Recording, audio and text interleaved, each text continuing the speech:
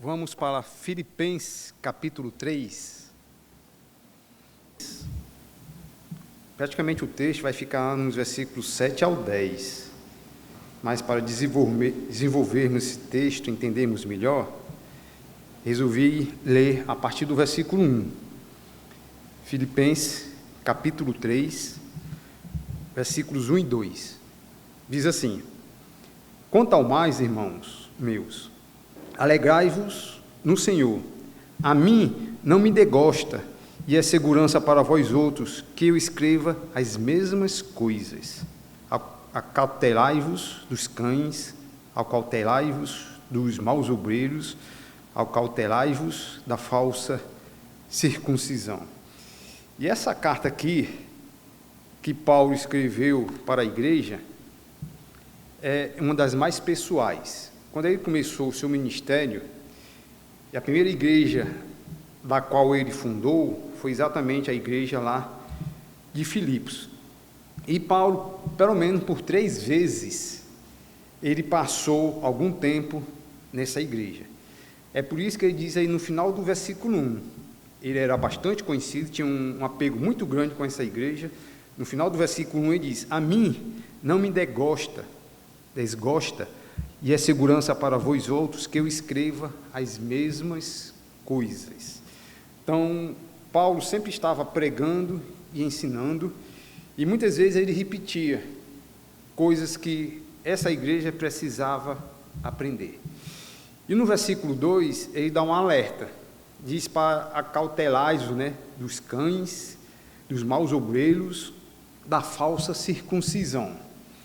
E quem eram essas pessoas?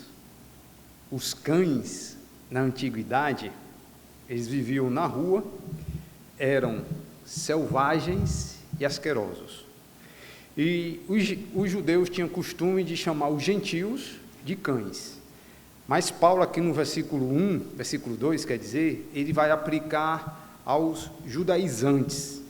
Ele vai descrever exatamente a natureza pecaminosa, corrupta de cada um deles.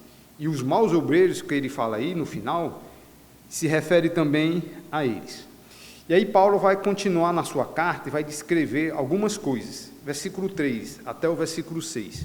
Diz assim: porque nós é que somos da circuncisão, nós que adoramos a Deus no Espírito, e nos gloriamos ou nos alegramos em Cristo Jesus, e não confiamos na carne, bem que eu poderia confiar na carne. Se qualquer outro pensa que pode confiar na carne, eu ainda mais. Circuncidado ao 8º dia, da linhagem de Israel, da tribo de Benjamim, hebreus de hebreus, quanto à lei, fariseu, quanto ao zelo, perseguidor da igreja, quanto à justiça que há na lei, irrepreensível.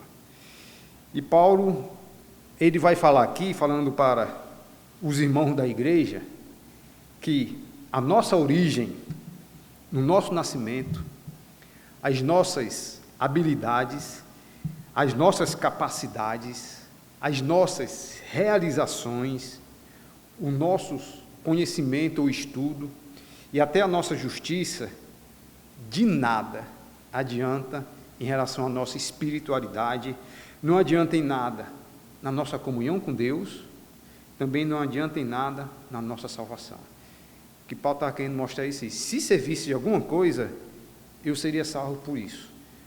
Eu era judeu, da linhagem prometida.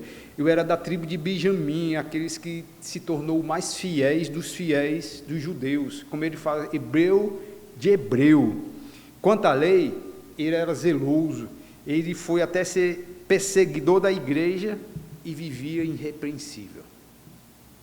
Então, a nossa justiça, o nosso conhecimento, a nossa linhagem, o que você tem, as suas habilidades, capacidades e realizações não adiantam em nada na sua comunhão com Deus, na sua espiritualidade, na sua salvação em relação a Deus.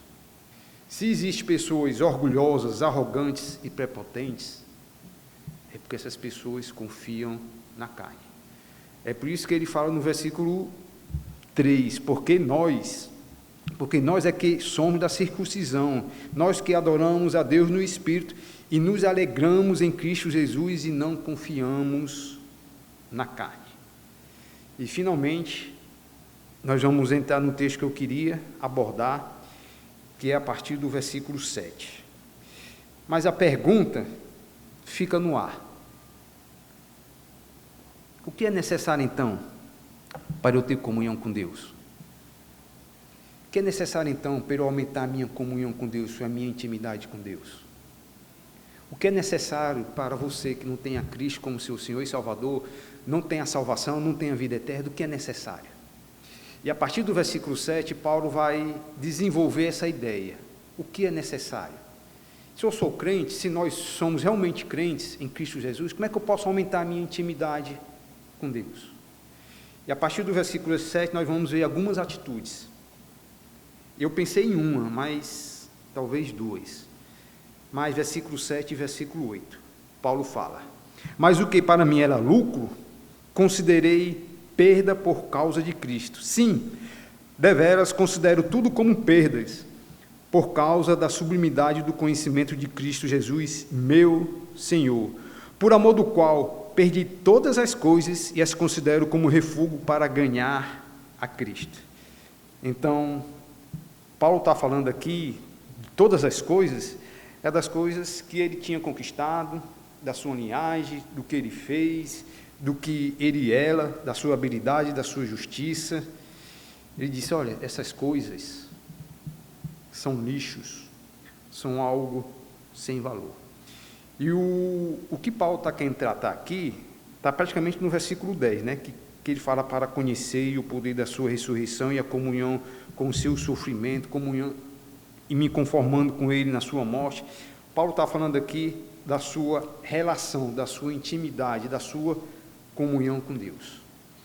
E só frisando, a nossa origem, ou a sua origem, do seu nascimento, as suas habilidades, as suas capacidades, as suas realizações, as suas conquistas, o seu conhecimento, os seus estudos, a sua justiça, não adiantam de nada.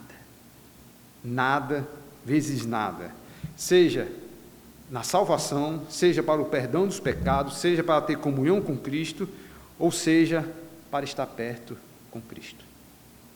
Paulo diz no versículo 7, logo no começo do versículo 7, mas o que para mim era lucro, isso considerei perda. Versículo 8, começo, ele diz: sim, deveras considero tudo como perda. Final do versículo 8, perdi todas as coisas e as considero como refúgio. Refúgio lá no grego significa lixo, algo sem valor que só servia para jogar para os cães. Quais são os motivos para que Paulo considerou tudo como perda, tudo como refúgio? Tantas coisas que até nós valorizamos. E Paulo aqui vai dizer pelo menos 3 motivos por que ele fazia isso.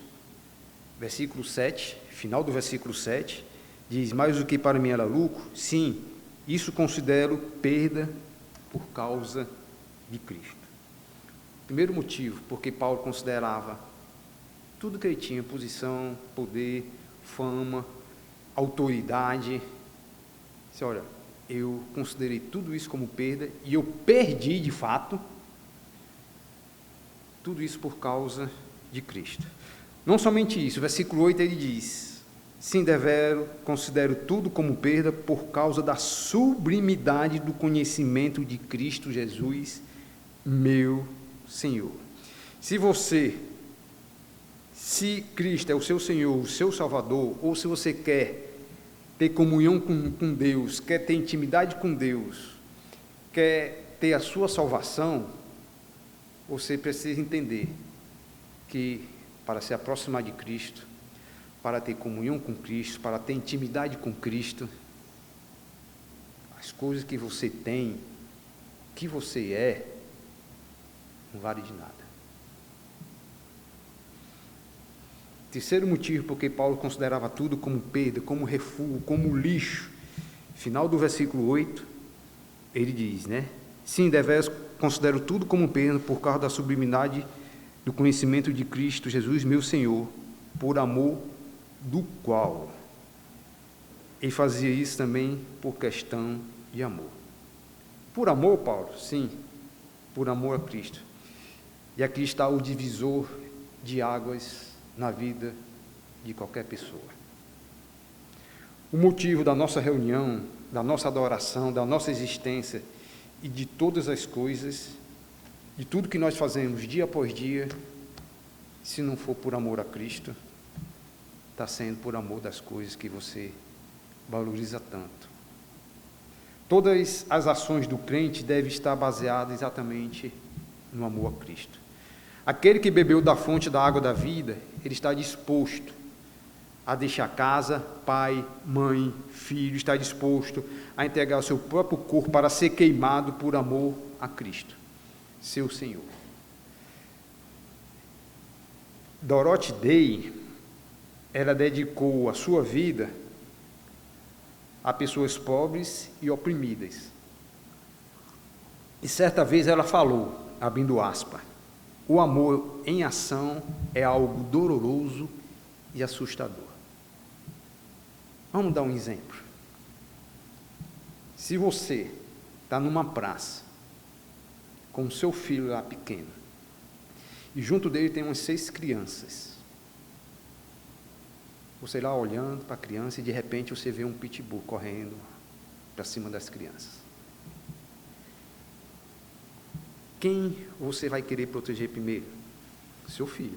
Você vai correr, vai botar o seu filho no braço e vai tentar ficar distante do pitbull. Se você vê uma das crianças lá sendo mordida pelo pitbull, você vai deixar para o pai e a mãe tentar resolver o seu caso, né? O caso da criança. Mas se for o seu filho, que o pitbull mordeu a perninha dele, o braço, o que é que você vai fazer? Você vai correr e talvez vai se atracar com o pitbull. O amor em ação é algo doloroso e algo assustador. E quando nós amamos alguém, nós fazemos algo que, por amor àquela pessoa, arriscamos até a nossa própria vida. Nós estamos dispostos até a sofrer e fazer coisas impensáveis. E Cristo aí fez exatamente isso. Por amor ao Pai, por amor aos homens perdidos, Ele agiu por amor. Ele fez coisas que nós, quando lemos nas Escrituras, porque Deus fez isso por mim. O amor em ação é algo doloroso e assustador. E o seu amor por Cristo faz que você tenha as mesmas atitudes de Paulo em sua vida, considerar tudo que você tem, todas as suas conquistas, tudo que você é, considerar tudo como refúgio, como lixo, por amor a Cristo. Tome cuidado para que os seus ganhos, as suas conquistas, as suas realizações não estejam afastando de Deus e do Senhor Jesus Cristo. Veja se elas estão impedindo de ter comunhão com Deus.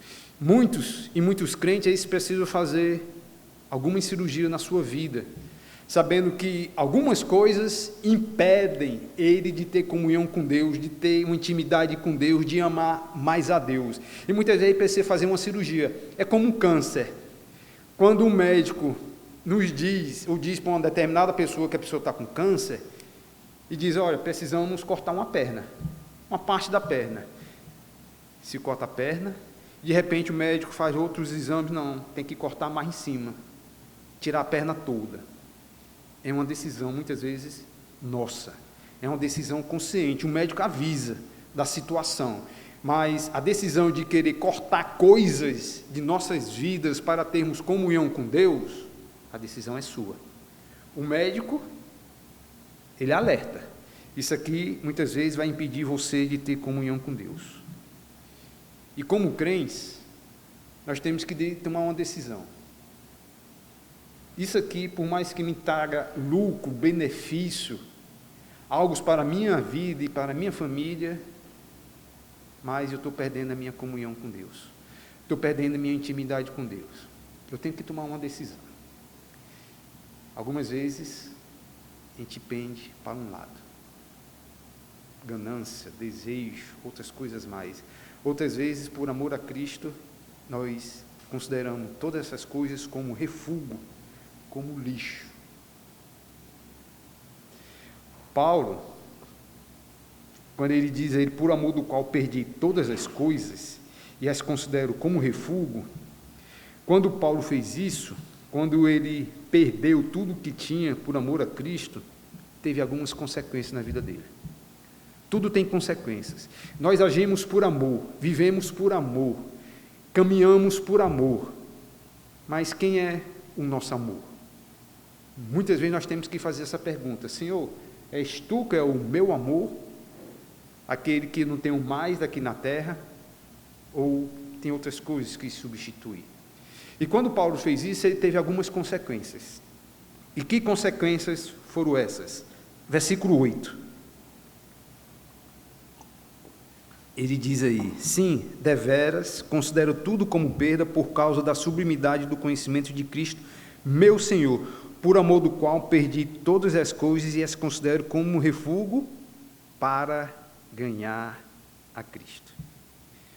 Paulo teve perdas, mas ele teve ganhos. Quando ele decidiu considerar tudo que ele tinha e que ele perdeu como refúgio, como lixo, como algo sem valor, ele ganhou a Cristo. E muitos podem pensar: será que Paulo viveu uma vida miserável, pobre, triste, uma vida que dava dó? Não, não e não. Paulo teve uma vida abundante, uma vida de alegria, uma vida prazerosa, uma vida que dava inveja e que dá inveja a muitos e muitos crentes. E a primeira coisa que Paulo ganhou em suas perdas foi a Cristo. Ele ganhou a Cristo, como ele diz aí no final do versículo 8. E as perdas e os ganhos de Paulo estavam desproporcional. Ele perdeu muito pouco, mas ganhou muito. Ele ganhou exatamente a pessoa de Cristo. E muitas vezes, nós, quando vamos ter uma atitude, pensar e decidir, muitas vezes nós ficamos: será que eu vou perder muito? Se eu agir dessa ou dessa outra maneira? E não fica pensando o que é que vai ganhar do outro lado, se vai ganhar realmente a Cristo. E muitas vezes nós valorizamos coisas que a Bíblia diz que é lixo, ou que são lixo, que são refúgio, que são excremento. É ou não é verdade? Valorizamos muito o que temos, o que conquistamos, o que valorizamos, e muitas vezes somos pessoas miseráveis, pobres, cegas, nu, como o Senhor Jesus Cristo falou para a igreja de Laodiceia. Eu quero ler essa passagem lá de Laodiceia, que Cristo falou para a sua igreja, em Apocalipse capítulo 3. Eu quero que vocês me acompanhem. Cristo falando para uma igreja, e ele falou exatamente isso, repreendendo a sua igreja. Apocalipse capítulo 3, versículos 18 até o 20. Apocalipse capítulo 3, versículo 18, diz: Cristo falando: aconselho-te que de mim compre ouro refinado pelo fogo, para te enriqueceres, vestiduras brancas para te vestires, a fim de que não seja manifesta a vergonha da tua nudez, e colírios para ungir os teus olhos, a fim de que vejas. Eu repreendo e disciplino a quanto amo. Sê, pois, zeloso e arrepende-te. Eis que estou à porta e bato. Se alguém ouvir a minha voz e abrir a porta, entrarei em sua casa e cearei com ele e ele comigo. John Stott, ele, quando jovem, ele é um dos conhecidos dos maiores pregadores da história, escreveu vários livros bíblicos, comentários. Ele disse: quando ele ouviu essa mensagem, foi algo que foi um divisor de água. Eis que estou à porta, né?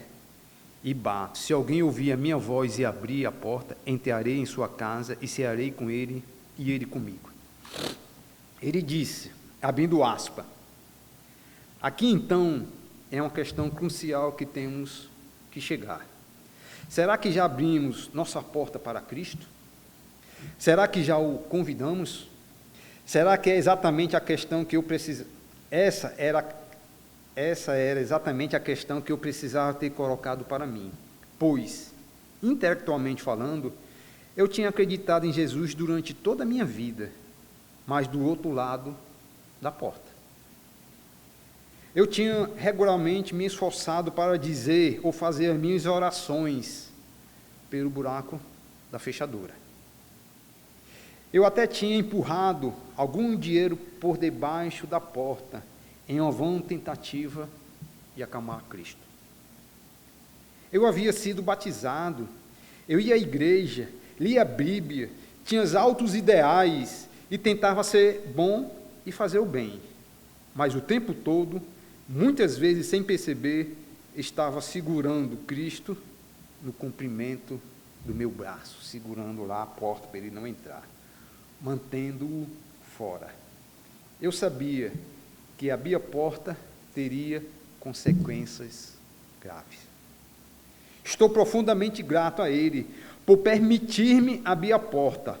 Olhando para trás, após em mais de 50 anos, percebo que esse passo simples mudou todo o curso de direção e a qualidade da minha vida.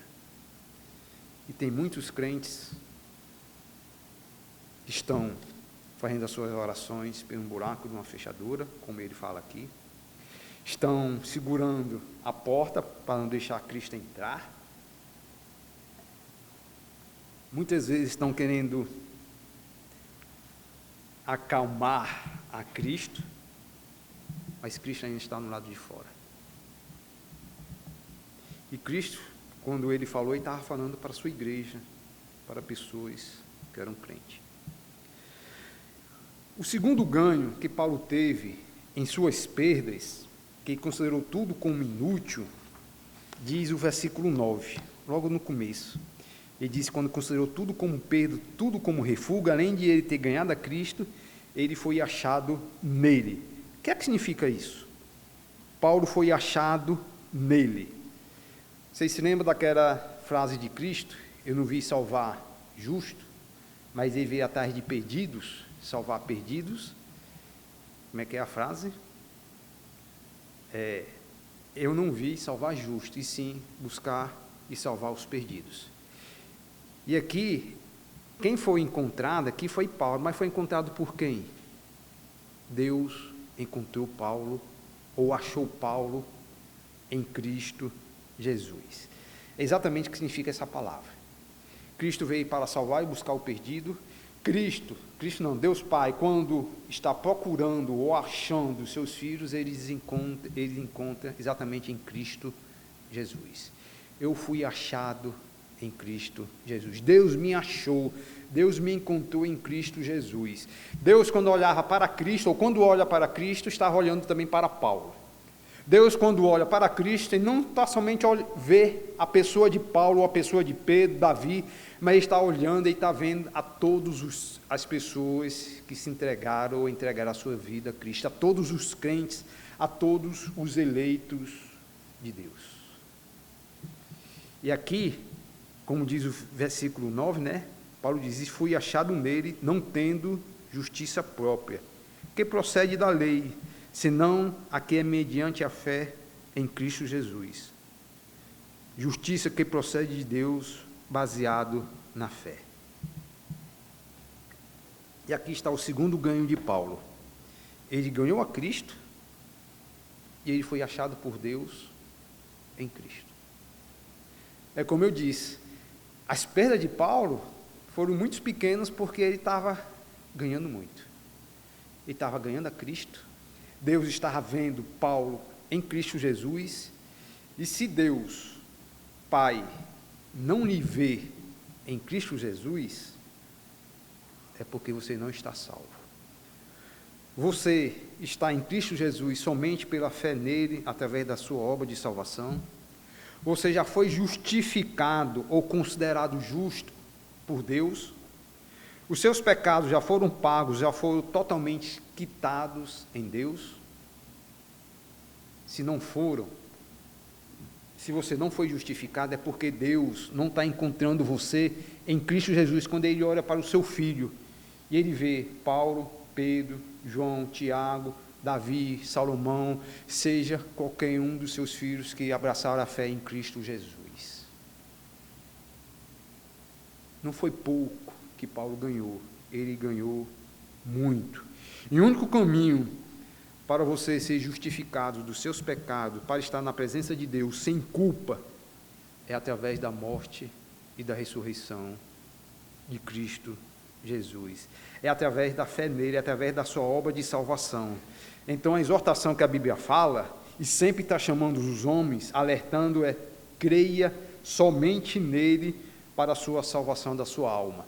Se você quer ter comunhão com ele, então nada do que você conquistou na vida, nada do que você tem, nada do que você é, das coisas que você teve com a sua família, seja o que for, essas coisas não vão ajudar em nada. Em nada. Muitas vezes até atrapalham. Muitas das suas conquistas, muitas coisas que você quer conquistar, muitos dos seus desejos atrapalham a sua comunhão com Deus, a sua intimidade com Deus. Terceira coisa que Paulo ganhou, versículo 10, ele diz que passou a conhecer a Cristo. Logo no começo do versículo 10, para o conhecer. Paulo, além de ganhar Cristo, além de ser encontrado em Cristo pelo Pai, ele podia ter comunhão com o Criador de todas as coisas. Paulo chegou perante Deus com as mãos vazias, sem nenhuma bagagem, sem nenhuma justiça. A única coisa que ele se apropriou para ter acesso a Deus, para ter acesso a Cristo, foi o sacrifício de Cristo, a justiça de Cristo e nada mais. Para o conhecer, como diz aí o versículo 10, fala de comunhão, fala de intimidade, fala de relacionamento regado no amor, tanto de Cristo para com ele, como dele para com Cristo. E como está a sua intimidade com Cristo? Qual é o grau da sua intimidade, desse amor? Será que você realmente tem se dedicado na sua vida? Falamos hoje um pouco na escola dominical do esforço, da dedicação, da participação do crente na sua santificação. Na nossa comunhão com Cristo, precisamos também fazer algo. Algumas coisas que você olha, que você valoriza tanto, muitas das suas conquistas, muitas das coisas que você tanto sonhou, tanto desejou, muitas vezes você tem que tomar uma decisão. Isso é refúgio, isso é lixo.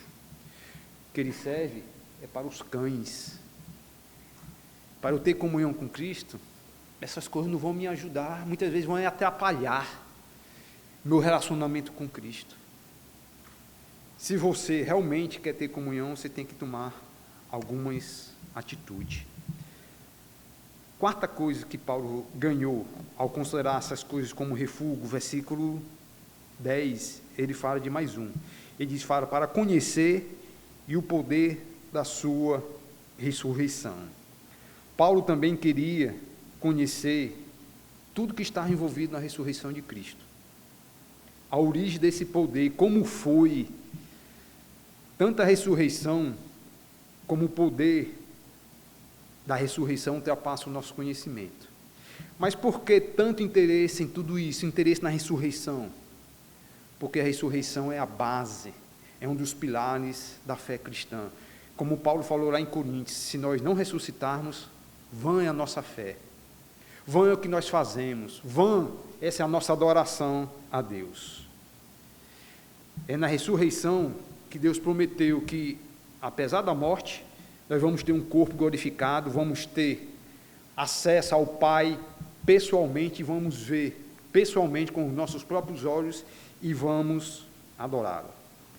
Paulo jamais deixou de falar na ressurreição em nenhuma de suas cartas. Ele sempre estava falando, e era um motivo para confortar perdas, sofrimentos, morte, e foi ele que expandiu de uma maneira maravilhosa essa promessa. Nós vamos ressuscitar um dia. E nós vamos estar na presença do Pai, com o corpo glorificado, e o adoramos. E poderíamos fazer uma série de mensagens falando só sobre a ressurreição. Mas Paulo teve perdas, mas ela é lixo, ela é refúgio. E nas suas perdas, ele ganhou a Cristo, ele foi encontrado em Cristo, ele passou a ter comunhão com Cristo, diz o versículo 10, ele passou a conhecer esse poder da sua ressurreição, e por último, ele fala aí no meio do versículo 10, né? Para conhecer e o poder da sua ressurreição, para também participar da comunhão dos seus sofrimentos. A ter comunhão com o sofrimento de Cristo. A sofrer como Cristo. A sofrer por Cristo e pela igreja. Paulo, ele passou a sofrer como uma pessoa de Cristo. E sofrer por Cristo, por amor a Cristo, por amor à igreja, você sabia que é graça? Lá no capítulo 1 de Filipenses, versículo 29, Paulo diz, Filipenses capítulo 1, versículo 29, porque vos foi concedida, aí falando para a igreja, vos foi concedida a graça de padecerdes por Cristo, e não somente de credes nele. Padecer por Cristo, sofrer como Cristo, é graça. E Paulo queria participar também desse sofrimento. Foi uma decisão. Antes da sua conversão, Cristo falou para ele que importa sofrer pelo meu nome. Ele iria sofrer pelo nome de Cristo. Ele sabia que ia sofrer pelo nome de Cristo, porque Cristo falou isso para ele. Mas também foi uma decisão. Eu quero sofrer por amor a Cristo e por Cristo, uma vez que ele sofreu por mim. Isso não anulava uma profecia do próprio Deus falado por Cristo, dizendo, tu vais sofrer pelo meu nome, tu vai aprender o que é sofrer pelo meu nome. Paulo sabia dessa profecia, mas ele dizia, eu quero sofrer por Cristo. Uma coisa não anula a outra. E o que é de nossa natureza é sempre fugir dos sofrimentos, das tribulações, das aflições. Muitos, por causa dessas coisas, já negaram a fé. E Paulo toma uma outra linha. Eu quero é sofrer por Cristo. É uma decisão minha. E ele foi o que ele foi porque ele tomava essa decisão. Eu estou disposto até para sofrer e até para morrer em nome de Cristo, falou lá em Atos. Se eu não me engano, Atos capítulo 20, versículo 28. Estou disposto a entregar minha própria vida também por vocês. Era uma decisão consciente. E ele seguiu esses passos. E a exortação aqui não é que você tome essa decisão amanhã, quando essas coisas acontecerem. Decida hoje e agora. Eu quero sofrer por Cristo, mas quero sofrer por amor. Mas primeiramente porque Ele me amou. Ele fez isso por mim, eu quero fazer isso por Ele. Já que Ele sofreu também pela igreja, eu quero sofrer pela igreja, eu quero amar a sua igreja, eu quero passar pelas mesmas coisas que Cristo passou, se assim for da sua vontade.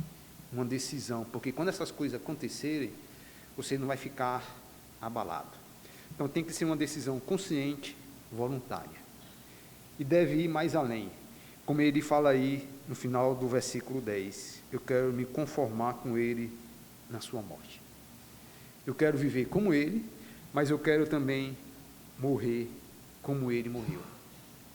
Eu quero entregar a minha vida a Ele, e se for para morrer, que eu morra, mas eu quero me conformar com Ele na sua morte. Eu quero entregar a minha vida a Ele, em vida ou em morte. Lá em Romanos capítulo 12, 2 Coríntios capítulo 5, diz que você foi salvo para viver por Cristo e morrer por Cristo. A sua vida não pertence mais a você, pertence a Cristo. Se você realmente é um filho de Deus, viver por amor a Deus. E aqui nós chegamos na nossa mensagem de hoje. Mas se eu chegar a ter a mesma atitude de Paulo, eu vou ter perdas? Sim, com certeza você vai ter perdas, mas você vai ter ganhos.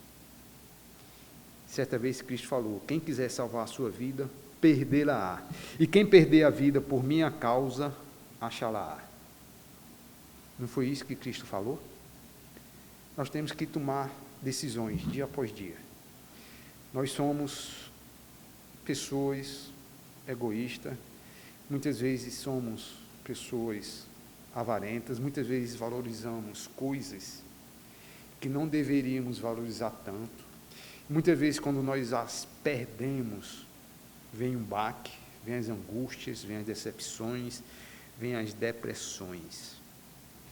Ao sair daqui, nós temos que parar e avaliar as perdas e o ganho, e os ganhos. Temos que tomar uma decisão. Se você quer se chegar a Deus, quer cada vez mais ter comunhão com Deus e com Cristo, não se iluda. Você tem que tomar decisões. Você tem que tomar algumas atitudes. Você tem que dar alguns passos. Algumas pessoas vão dizer: está fazendo besteira. Está deixando tantas coisas que ele conquistou para trás. É interessante que a Bíblia diz que isso são refugos, são nichos, tantas coisas que nós valorizamos. Você tem que parar e tomar uma decisão. Eu quero viver a minha vida como Cristo. Eu quero morrer também como Cristo. Seja numa casa linda, maravilhosa, grande, ou seja numa casa de taipa.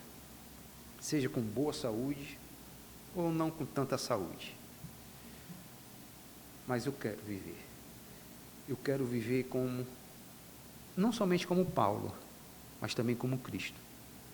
Ele passou seus 33 anos com um propósito de vida: agradar a Deus, fazer a vontade de Deus, por amor a Deus. E você tem que parar e tomar essa decisão. Senhor, me ajude a viver e a morrer querendo fazer a tua vontade, querendo te amar, querendo te glorificar. Eu quero te conhecer cada vez mais. Eu quero te amar cada vez mais. Eu quero ter comunhão contigo cada vez mais. Eu não quero viver uma vida miserável, pobre, cego, vivendo nu pelo mundo, atrás de coisas que são vaidades, vaidades e mais vaidades. Eu quero a ti, como diz o texto, né? Algo que é mais sublime, algo que é de mais valioso, como diz o versículo 8, por causa da sublimidade do conhecimento de Cristo. Então, essa decisão é sua. Eu tenho a minha. Alguns aqui têm as dele, mas você precisa ter a sua. Eu quero terminar com uma palavra para aqueles que não são crentes. Se você quer ter comunhão com Deus, se você quer ser justificado dos seus pecados, quer ter o perdão dos pecados, se você quer ser encontrado em Cristo Jesus, você tem que chegar a Ele com as mãos vazias, sem nada, sem justiça própria, sem nenhuma conquista, mas tem que ser pela fé em Cristo Jesus.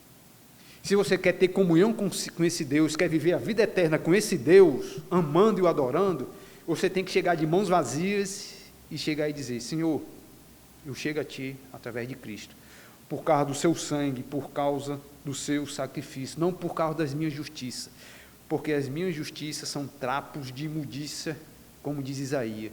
Tudo que você fez,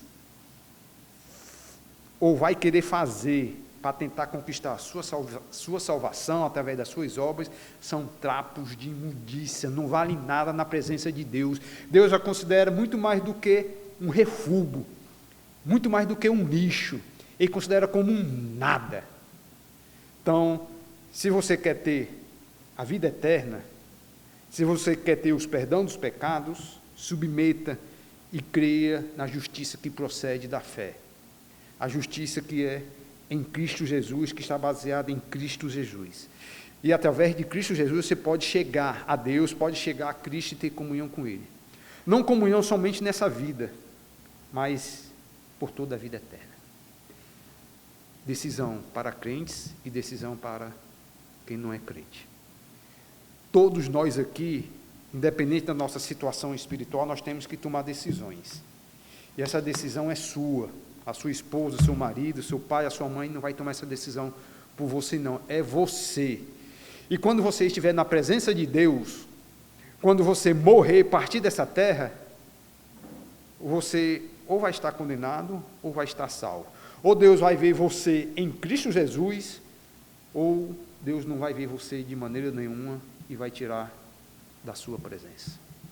Qual é a sua decisão? Qual é o seu posicionamento? Na vida cristã tem perdas, e muitas, mas os ganhos são algo maravilhoso, extraordinariamente maravilhoso, e são bem maiores. E nós vamos desfrutar dessas bênçãos todas, além desta vida, na vida eterna. Vamos orar. Santo Deus, amado bom Pai, te agradeço, Senhor, porque Tu abriste o nosso entendimento, deixamos Cristo entrar em nossas vidas, ceiamos com Ele, temos comunhão com Ele, mas, Senhor, desejamos aumentar mais essa comunhão, essa intimidade, esse amor. Sê com cada um de nós, Senhor, nos ajude. Se Tu nos deixar ao nosso bel prazer, Senhor, nós vamos olhar, Senhor, para as cores dessa terra, vamos olhar, Senhor, para os refugos, para os lixos, e vamos nos apegar, Senhor, porque essas coisas nós estamos vendo, estamos valorizando, mas nos ajude, Senhor, para Te contemplar. Abra, Senhor, a nossa mente, abra as portas do céu para vermos a Cristo e desejá-lo cada vez mais, Senhor. E que nós possamos dizer, como Abacuque e tantos outros, Senhor, por mais que venhamos a ter perdas, Tu és o meu Deus, a minha fortaleza, a minha salvação e o meu castelo forte. Sê com cada um de nós, Senhor, e santifica a Tua igreja, purifica a Tua igreja e traga salvação no nosso meio, em nome de Cristo. Amém.